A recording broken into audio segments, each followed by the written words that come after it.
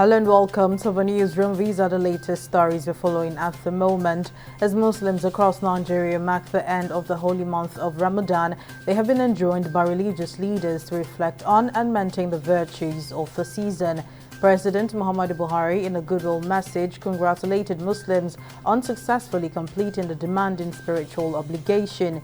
Meanwhile, the Sultan of Sokoto, who announced the sighting of the moon to end the fast, urged Muslims to continue to live in peace with one another and prayed to Allah to grant the newly elected leaders of a country the wisdom to steer the country to prosperity. And President Muhammadu Buhari has approved the immediate suspension from office of Hudu Yunusa Ari, the resident electoral commissioner of Adamawa State, pending the completion of investigation by the Inspector General of Police on the conduct and actions of the REC during the supplementary elections in Adamawa State. This directive was contained in a statement by Willie Bassi, Director of Information for the Office of the Secretary to the Government of the Federation.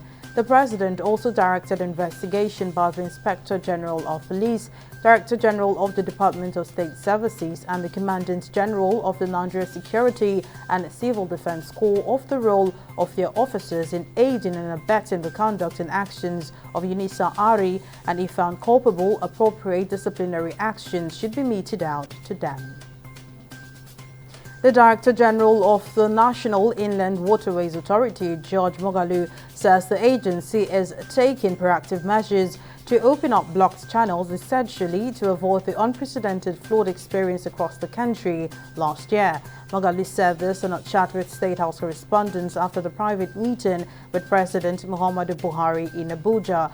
The naval boss explained that the agency is carrying out massive sensitization of the possible flood-prone areas as efforts are ongoing to ensure the rivers Niger and Benue are made navigable for vessels to have access to all the ports being developed. And India has recorded 11,692 new coronavirus infections, while the active cases have increased to 66,170. According to the Union Health Ministry data updated on Friday, the death toll has also increased to 531,258, with 28 deaths recorded. In business, the Lagos Chamber of Commerce and Industry (LCCI) has said the growth in manufacturing remains subdued due to high inflation, continuous rise in interest rates, forex scarcity, high energy costs, and weakening purchasing power. President of the Chamber, Michael Olawale Cole, said this recently during the LCCI Quarterly State of the Economy press conference held in Lagos. The Chamber also urged the federal government to sustain its targeted interventions in selected sectors like agriculture, manufacturing, export infrastructure, while tackling insecurity.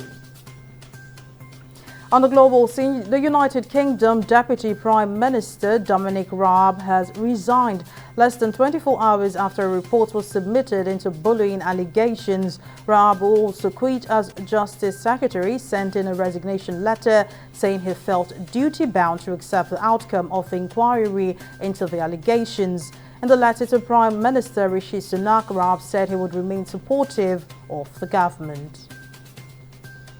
And now in sports, Manchester United has crashed out of the Europa League, with Sevilla beating them 3-0 to reach the semi-finals 5-2 on aggregate. The record six-time winners will face Italian giants Juventus in the semi-finals after the Old Lady beat Sporting Lisbon 2-1 on aggregate.